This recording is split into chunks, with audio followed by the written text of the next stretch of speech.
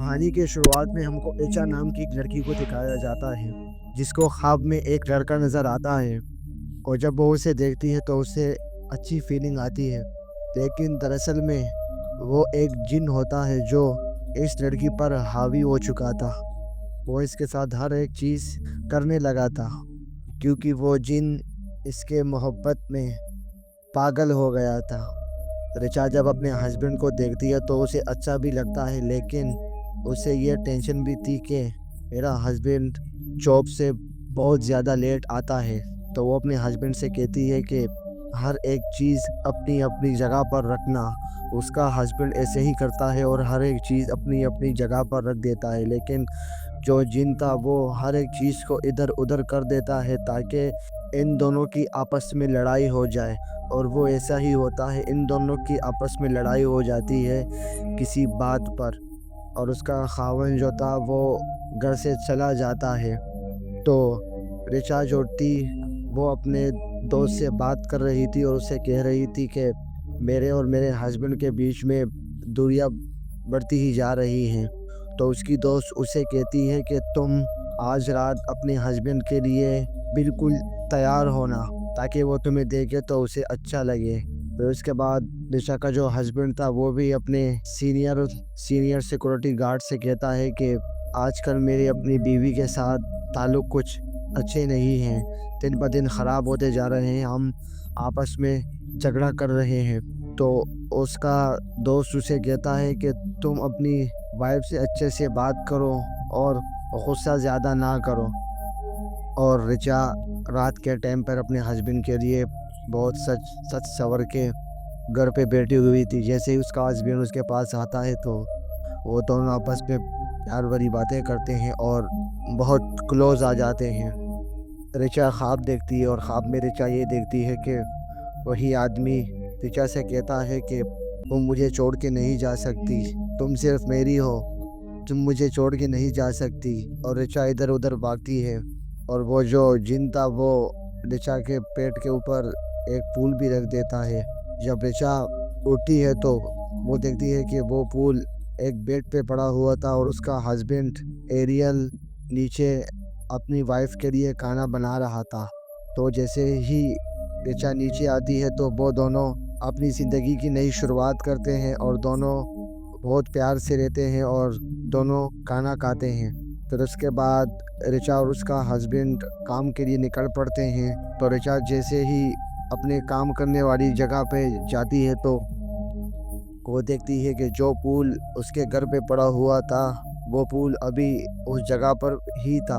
लेकिन जैसे ही वो उस पुल को उठाने की कोशिश करती है तो एक आदमी उस पुल को उठा देता है। जो आदमी पहले रिचा के सपनों में आया करता था वो हकीकत में रिचा के सामने था। लेकिन जैसे ही वो रिचा के करीब आता जा रहा था तो रिचा एक शीशे में देखती है कि वो दरअसल में आदमी नहीं था बल्कि एक जिन था जो रिचा के धीरे धीरे रिचा के करीब आता जा रहा था। तो आखिर में वो अपनी असली शक्ल में आ जाता है और रिचा बहुत ज़्यादा डर जाती है और वो बाथरूम में जाती है और उल्टियाँ कर देती है। और उसकी दोस्त जब वहाँ पे आती है तो वो देखती है कि उस उल्टियों में कीड़े मौजूद थे। तो उसकी दोस्त इसे देखकर बहुत ज़्यादा परेशान हो जाती है। फिर उसके बाद एरियल जो था उसका हस्बैंड वो रिचा को जहाँ पे वो काम करता था उधर देख लेता है तो वो रिचा का पीछा करता है। तो जैसे ही वो देखता है कि रिचा अजीबो-गरीब अंदाज में हँस रही थी और वो एकदम उसका पेट फूल जाता है और वो जैसे ही उसका पेट फूल जाता है तो उसका बच्चा भी पैदा हो जाता है जो एक शैतान की तरह था। तो वो जैसे ही एरियल का पीछा करता है तो एरियल जैसे ही भागता है तो उसे अपना सिक्योरिटी गार्ड का दोस्त मिलता है। तो वो उसे जैसे ही सब बातें बताता है उस जगह पे उसको लेके जाता है, लेकिन उधर कुछ नहीं था। तो वो फिर जब अपने घर जाता है तो रिचा अपने हस्बैंड के साथ बहुत अच्छे से बात कर रही थी, लेकिन उसका हस्बैंड उससे अच्छे से बात नहीं कर रहा था। ये बातें रिचा नोटिस कर रही थी। फिर उसके बाद उसका हस्बैंड उससे कहता है कि तुम सुबह हेल्थ केयर करने वाली लेडी को बुलाना और तुम्हारा हेल्थ केयर चेक करेगी। तो जैसे ही सुबह होती है तो वो ओल्ड लेडी आती है और इसका जैसे ही मालिश वालिश करती है तो वो कहती है कि तुम्हारी बीवी 3 महीने की प्रेग्नेंट है। तो उसका हस्बैंड ये सोचता है कि 6 महीने से तो मैं अपनी बीवी के करीब ही नहीं गया, तो मेरी बीवी प्रेग्नेंट कैसे हो गई। लेकिन ये बात सुनकर एचा बहुत खुश हो गई और उसकी खुशी का कोई ठिकाना नहीं था। लेकिन दूसरी तरफ उसका हस्बैंड कुछ और ही सोच रहा था। फिर इसके बाद वो अपने सीनियर से बात करता है और उससे कहता है कि ये मामला मेरे साथ हुआ है। तो उसका सीनियर उससे कहता है कि इससे अच्छा है कि तुम अपनी वाइफ से खुद बात करो। तो वो अपनी वाइफ का फ़ोन चेक करता है और उसमें एक नंबर मिलता है। तो रिचा उससे बात कर रही थी। तो वो अपनी वाइफ से पूछता है कि तुम इससे क्यों बात कर रही थी। तो रिचा उसे बताती है कि ये उसके एक बचपन का दोस्त था, इसके घर में भी कुछ मसला चल रहा था तो उसने मुझे एसएमएस कर दिया बस। लेकिन रिचा बड़ी समझदार थी, वो अपने हस्बैंड के रवैये को समझ चुकी थी। वो अपने हस्बैंड से कहती है कि मैं कल ये प्रूव कर दूंगी कि मेरे कोख में जो बच्चा है वो तुम्हारा ही है, तो कल हम टेस्ट करवाने जाएंगे। तो जैसे ही वो टेस्ट करने अस्पताल पहुंचते हैं तो जैसे ही उसका टेस्ट हो रहा होता है तो उससे डॉक्टर कहती है कि तुम्हारी वाइफ कोई प्रेग्नेंट नहीं है। यह सुनकर रिचा बहुत ज़्यादा खफा हो जाती है और वो डॉक्टर इन लोगों से कहती है कि तुम्हारी जो वाइफ है उसने अपने मन में ही बना लिया था कि मैं प्रेग्नेंट हो जाऊं। तो उसकी बॉडी में ऐसे कुछ मूवमेंट हुए जिसकी वजह से उससे डंडे लगा था कि मैं प्रेग्नेंट हो चुकी हूं। इस वजह से जो हेल्थ केयर की लेडी थी उसने भी ये अंदाजे लगाकर तुम्हारी वाइफ को 3 महीने का प्रेग्नेंट बता दिया था। रिचा का जो हस्बैंड था वो बहुत ज़्यादा शर्मिंदा भी था और उसे खुशी भी हो रही थी। ये सब बातें रिचा अपनी दोस्त को बता रही होती है तो उसकी दोस्त रिचा से कहती है कि ये सब चीज़ें जो तुम्हारे साथ हो रही हैं वो एक नॉर्मल बात नहीं है। मैं तुम्हें अपने टीचर के पास लेके जाती हूँ। वो एक आलिम के पास रिचा को लेके जाती है जिसका नाम ज़ैनी था। और जैसे ही रिचा ज़ैनी साहब के घर के बाहर होती है तो वो ज़ैनी साहब उस जिन को देख लेते हैं जो रिचा के पीछे था। तो वो इन दोनों को घर के अंदर बुलाते हैं और रिचा उसे अपने सारे ख्वाब बताने लगती है। ज़ैनी साहब जो कि एक आलिम थे वो कुरान पाक खोलते हैं और उसे कहते हैं कि तुम्हारे पास जो है वो एक जिन है जो लोगों के रिश्ते ख़राब करता है और वो तुम्हारे पर आशिक हो गया है।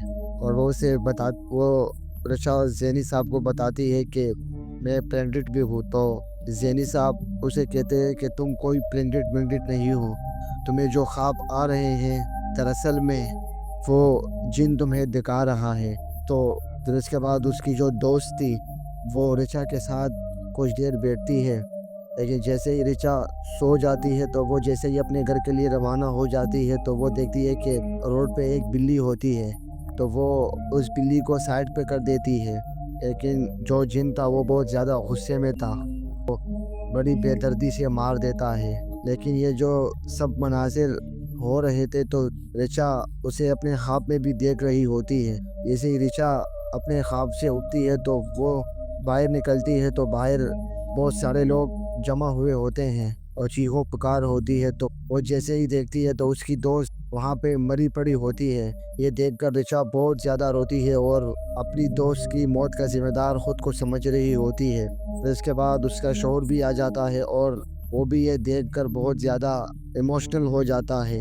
फिर धीरे धीरे रिचा का पेट बड़ा होने लगता है। रिचा फिर अपने हस्बैंड को अपने सारे ख्वाबों के बारे में बता देती है। तो उसका हस्बैंड उसे कहता है कि हमें ज़ैनी साहब के पास अभी जाना होगा।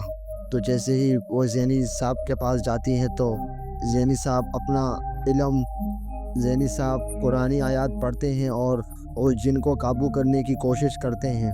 लेकिन वो जिन बहुत ज़्यादा ताकतवर था तो वो उस लड़की की बॉडी में आ जाता है और वो इन सब से कहता है कि तुम मुझे रिचा से जुदा नहीं कर सकते क्योंकि मैं उससे बहुत मोहब्बत करता हूँ और मैंने उससे अपनी दुनिया में शादी कर ली है और तुम में से कोई भी मुझे रिचा से जुदा नहीं कर सकता। ज़ैनी साहब अपना अमल जारी रखते हैं और ज़ैनी साहब का जो अमल था वो कामयाब हो जाता है और जिन से फ़िलहाल छुटकारा मिल चुका था।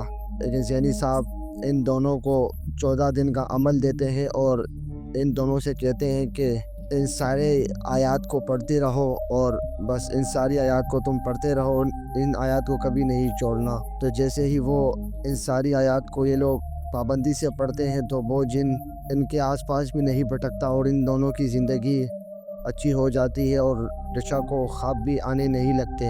इन दोनों की ज़िंदगी नॉर्मल हो गई थी। लेकिन फिर रिचा के हस्बैंड को बाहर जाना था तो वो रिचा से बात करता है कि मैं अब बाहर जा रहा हूँ और मुझे पैसा भी बहुत ज़्यादा मिलेगा इस काम से। तो वो अपनी बीवी से पूछता है लेकिन रिचा भी उसे कहती है कि जाओ तुम चले जाओ, मैं यहाँ पे अपनी केयर खुद कर लूँगी, तो तुम यहाँ से जाओ। जैसे ही रिचा अपने काम पे जाती है तो उधर के सारे एम्प्लॉइज़ रिचा से कहते हैं कि तुमने अच्छा नहीं किया क्योंकि उस सारे वर्करों में जिन घुस चुका था और वो रिचा को बार-बार डरा रहे थे और रिचा से कह रहे थे कि तुमने अच्छा नहीं किया, मैं तुमसे दूर नहीं रह सकता।